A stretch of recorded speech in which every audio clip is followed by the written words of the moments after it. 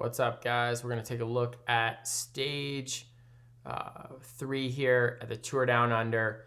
We're going in right now real quick. I'm going to give you an update. We're going into the last climb. I'm taking you guys out just about 30 seconds, 40 seconds before we go to the last climb. Right now, the pace at the front is super, super high. They've been on a downhill twisty.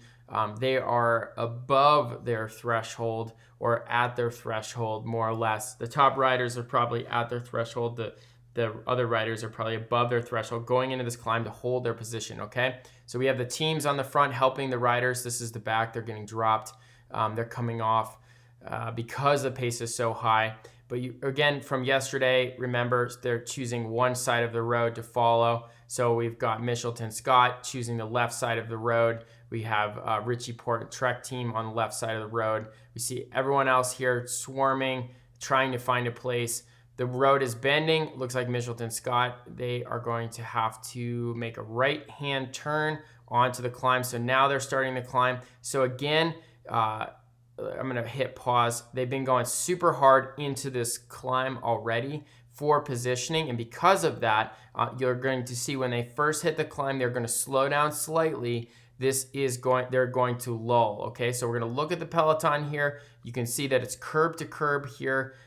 There's already gaps. This is from positioning. These people are all going to try to move up in this lull. And what you're going to see is that a rider immediately takes advantage of that lull. Now, so the lull is all about clearing the lactate because the majority of the group has been going over their threshold, in that first part of the run or the last part of the run into the climb. So we have this Diego Ulysses makes an attack right from the bottom in the lull. Mitchelton Scott with Cameron Meyer sets a nice tempo. You have Yates right here. You have Impey right here. We have Ineos. They've moved up. And Richie Porte and these guys are back here. But this right now is all about setting a tempo so they can clear a little bit and get on terms with the climb. So you're probably wondering, why is this not a good move? Well, this is not a good move because he's going to go way over his limit because he's been flooding back here, and now he's flooding even further. He's a bit of a puncher, so that's why he can do this, but he's going to pay the price big time to the Piper here coming up. Okay, so here they are. The pace is slowed. They're starting to settle. Remember I mentioned the back is now going to come from the front. Now positioning, this is why positioning is so important, because these guys in the front here, they will not have had to make that big effort to go from the back to the front. And I'm going to show you why that's critical right now. So here we go. Richie Porte sends his teammate to the front. He comes alongside. Now you're probably wondering, why is this happening? Well, I'm about to show you why. The reason why they're setting this pace right now is they're picking the tempo up to stretch the group out. Now, when they stretch the group out, let me show you what happens. All of a sudden, when the group is in a line like this, the distance for Yates here to go around this Ineos guy is a lot. So for him to go from here to here, that probably costs him 100 watts. Now, right now, they're probably doing, 450, 430 watts, something like that. So for him to move from here to here is going to be 550 watts, way too much, right? Now here's George Bennett. For him to go from here to here, that's probably 650 watts. We're going to go back to Rowan Dennis, who's super strong. For him to go from here to here, which we'll watch him do, that's going to cost probably 750 watts at least for him to do that. Okay, so Richie Porte has his team string it out like this. Okay, that is making it so if he chooses to make a move, everybody else is pegged where they are. So you'll notice again right here we have standing, pretty much everybody else seated. Now cinch people, we know about how important standing is. We're about to see one of the plays that we do here in cinch. Look how strung out the group is. This is not possible land. Every single person here Not possible to go anywhere. All they can do is ride the same pace now up the climb and hope these people blow up. But the dream is over because of the positioning and the high pace being set. No chance. Now here's what I'm talking about. Look at this string out here, right? You can see Richie Porte here in the driver's seat. Here's Rohan Dennis, probably one of the strongest guys here.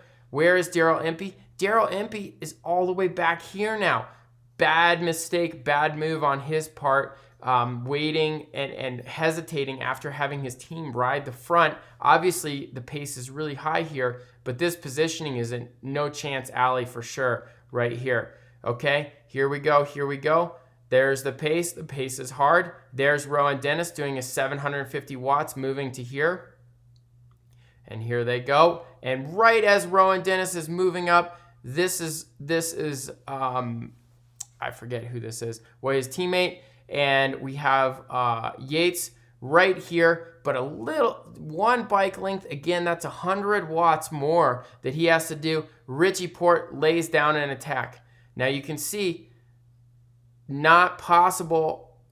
Yates with a knee injury, but still not possible. He's doing maximum watts right here, right? He wants to go with this move, but he can't because of the positioning. That one bike length. Had Yates gone around and been on the wheel going into this attack, he probably could have gone with him.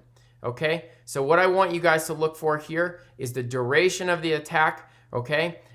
Standing and the high cadence. Key components here, right? Standing, high cadence, and duration of the move. So we're just going to watch it. Now this move, homie pulling out here, there's Rohan Dennis, but this is blown up city right now. All these guys having to close that gap to get to this homie's wheel, and then he just pulls off. No chance, right? There's a bunch of blown engines that had just done pretty much probably more than the effort than he's doing to attack just to get the position.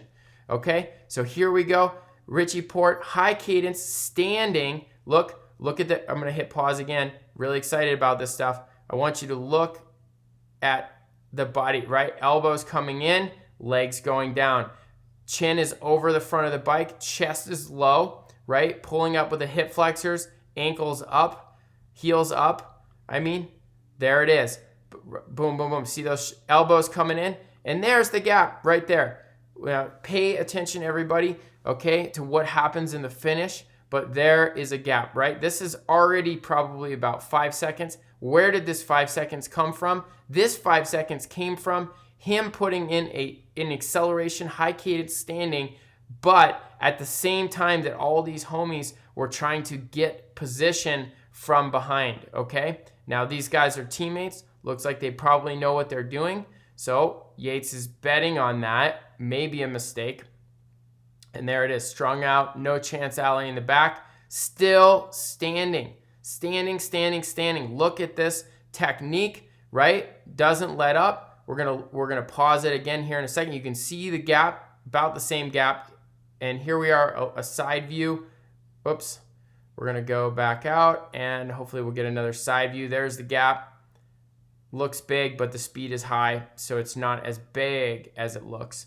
There he is there. I guess we were looking a little bit further ahead. Hopefully we'll get another side view of Richie Porte. There it is. Okay, this is the cinch standing technique. Chin in front of the hub.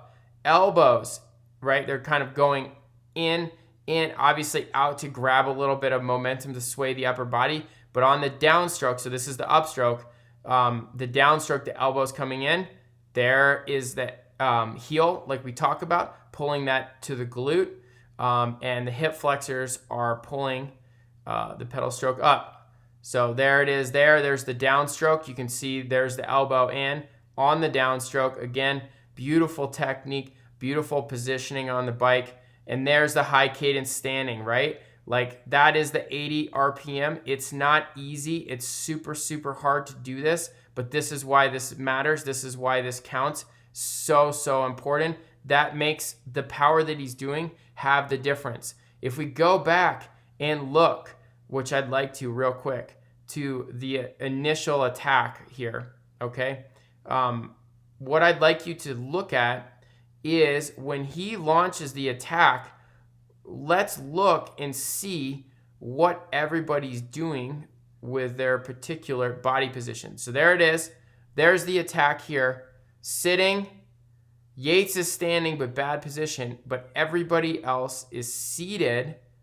And look at the cadence. A little bit low, right? A little bit low. Everyone behind. Standing, high cadence. That's what gets the gap.